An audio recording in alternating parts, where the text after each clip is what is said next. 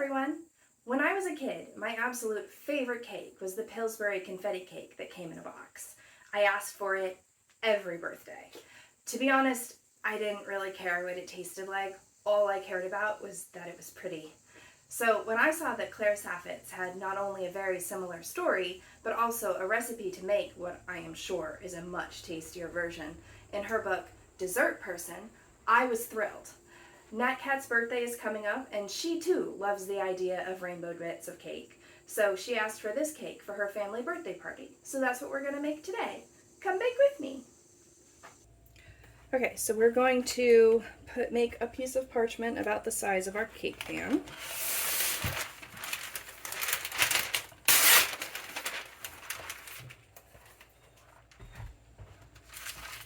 So I just fold it in half. My finger in the about middle. I'm going to make a triangle, sort of like you're folding a paper airplane.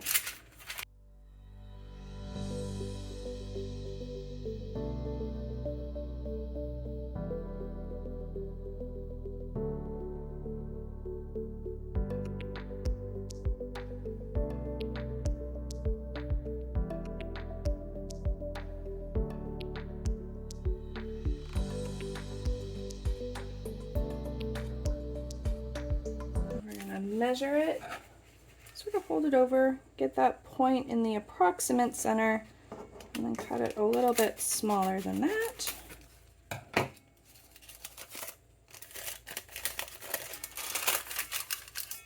Perfect. All right, so now we're going to butter the pans. And repeat 2 times. Now we're going to flour the pans, and I like to put the parchment paper in, and then I like to dump in a bunch of flour in the first one, and then just move it from pan to pan. You can always add more if you need to.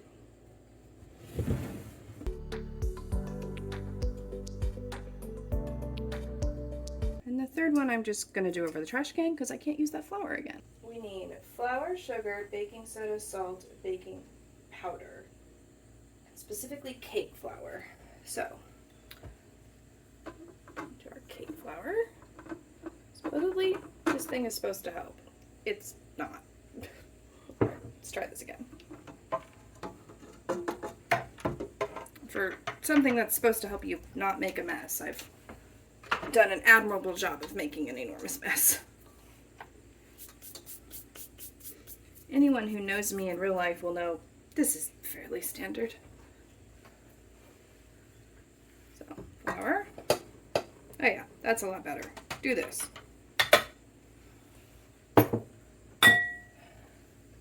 Sugar. We'll put the baking soda, the salt, and the baking powder all in one thing so I can measure it out.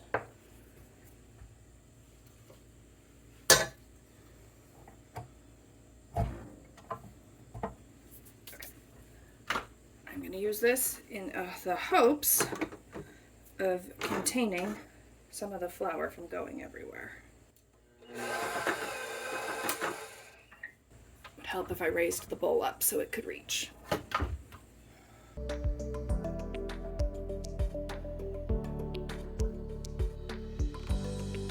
Scrape down the sides just to get everything all mixed up.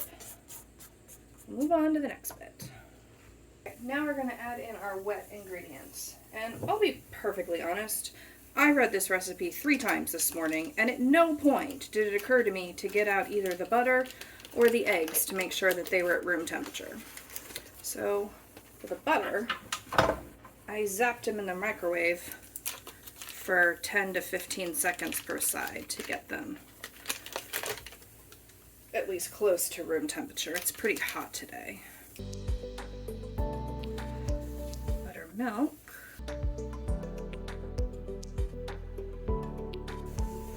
oil, and I forgot some of the butter. This is a good reason why you should mise en place all your ingredients, so that you've got them sitting in front of you so you don't forget to add them. All right, now we're gonna mix. And I'm gonna put that cover back on in an effort to prevent flour from flying all over the place.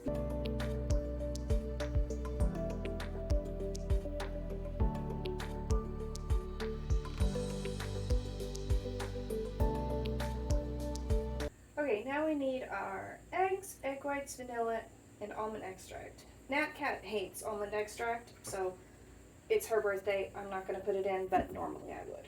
All right, we need egg whites.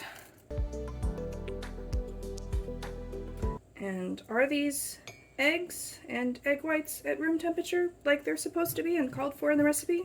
No, they're not.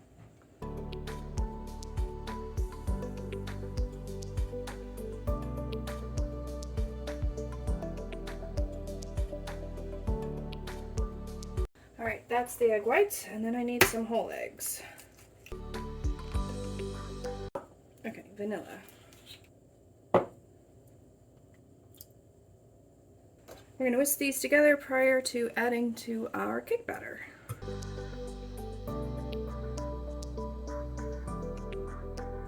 I definitely should have used a bigger bowl. But, all right, that's as good as that's going to get. All right, I'm going to scrape down the sides again. This is a very thick batter. Just be warned. I'm going to add in our egg and vanilla mixture. And mix again.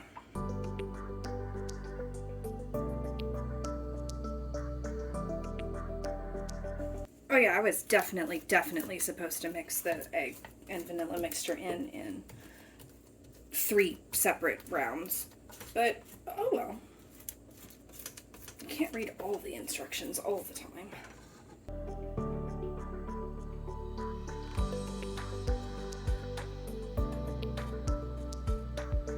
Alright, that looks thick and light in color. So now we're going to do the sprinkles. Alright, I'm going to mix in the sprinkles by hand, but I just want to make sure that I've got everything scraped away from the sides and off the bottom.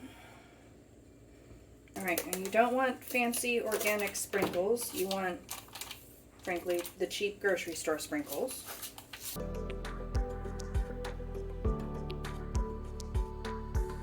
Fold that in by hand.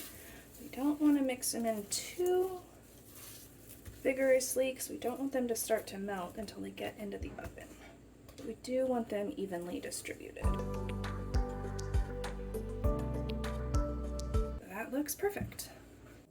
Alright, we're going to preheat the oven to 350. I could have started doing this when I started mixing the cake, but honestly, it's hot and I didn't want the oven on any seconds longer than it needed to be.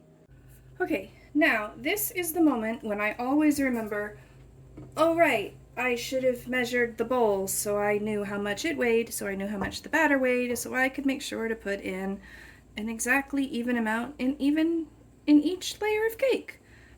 I almost never remember to do that, so we're just gonna eyeball it. And if someone in your family complains that your cake layers aren't perfectly even, well, next time they can make the birthday cake. This one's always harder because it's a bigger pan, so it's harder to tell if you have the same amount of batter. But we'll just do our best. It doesn't have to be perfect. That's how you know it's homemade and you didn't buy it from a bakery. Nothing wrong with that. But if you went to all the trouble to make the cake, you want people to recognize that you went to all the trouble to make the cake. Just gonna spread it out a little bit using my little offset spatula.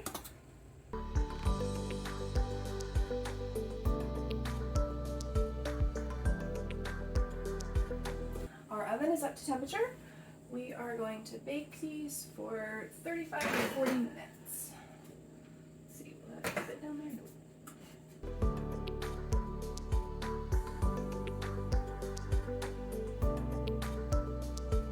We baked, so now we're going to test the cake and see if it's done. Get our toothpicks. Well, they look pretty. That does not look good.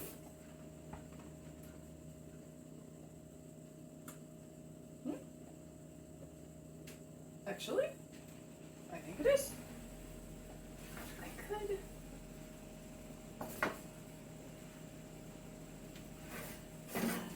could let it go for a little bit more color, but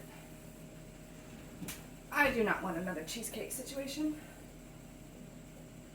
Oh yeah, that's definitely done. Definitely done. It's done. All right, now turn off the oven because it's hot. We are going to let those cool in the pans until they're completely cool, and then we're going to depan them. All right, so while the cake cools, I'm going to make the frosting. It is a cream cheese frosting. So we will need butter, cream cheese, salt, powdered sugar, and vanilla extract. You can use vanilla beans, she probably prefers that, but vanilla beans are really expensive, so I don't have those. Unlike for the cake, I did manage to get out the ingredients that need to warm up to room temperature, so my ingredients are actually room temperature this time. Success!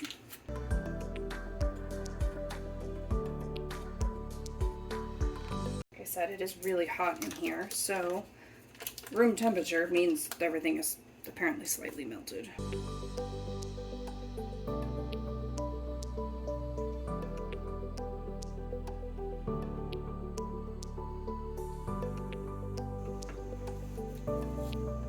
Pinch of salt and all of the powdered sugar. I'll try not to dump it on the countertop this time. That was mostly successful.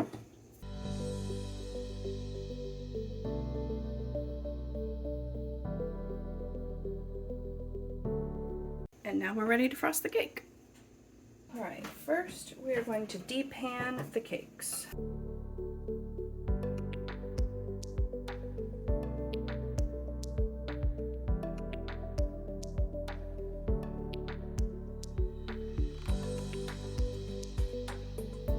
Doming is not too bad on these, but we're just gonna level them off. And I think this is Nat Cat's favorite part because she gets to eat the tops of the cake.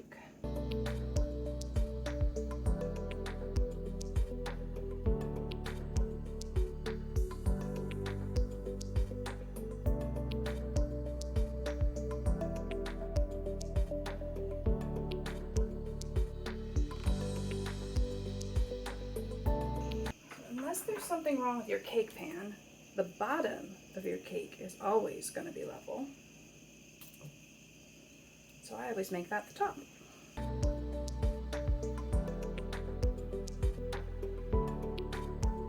I know I should probably do a crumb coat, but I'm going to cover this whole cake with sprinkles, so I'm not that fussed about it being perfect.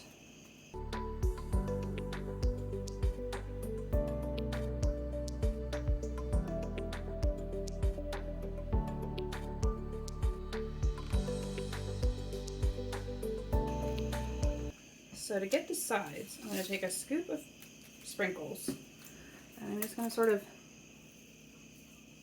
as best I can, pat them on the sides of the cake.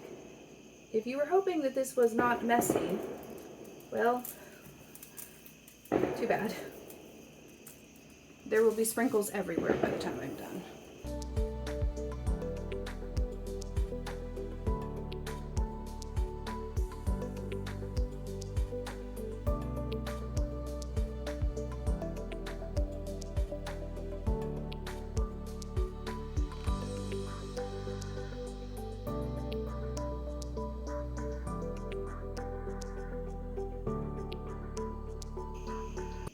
This is why your frosting doesn't have to be perfect. No one is going to see past all those sprinkles.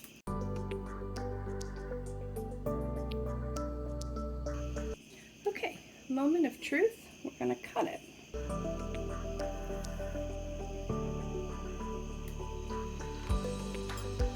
Now, I always make the first cut the width of my cake cutter,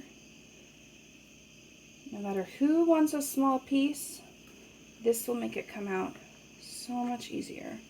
Just give this to either the person who wants the big piece, or cut it in half if that's what you need to do.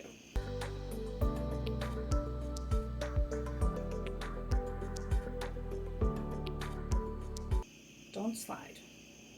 It's very hot in here.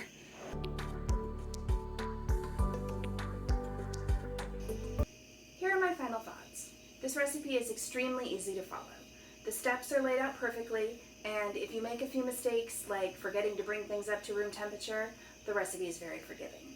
The cake is light and airy with a beautiful crumb and beautiful bits of colors bursting throughout the whole thing. It's nearly 80 degrees in my kitchen right now, so the frosting was a little loose, but still pretty easy to work with. And the benefit of adding sprinkles over the entire cake covers any frosting issues you may have. Overall, I would strongly recommend this recipe, and frankly, the entire Dessert Person cookbook to anyone who likes beautiful cakes. If you have any recipes you'd like to see me try, please leave them in the comments. Thanks so much for watching, and please like and subscribe. See you next week!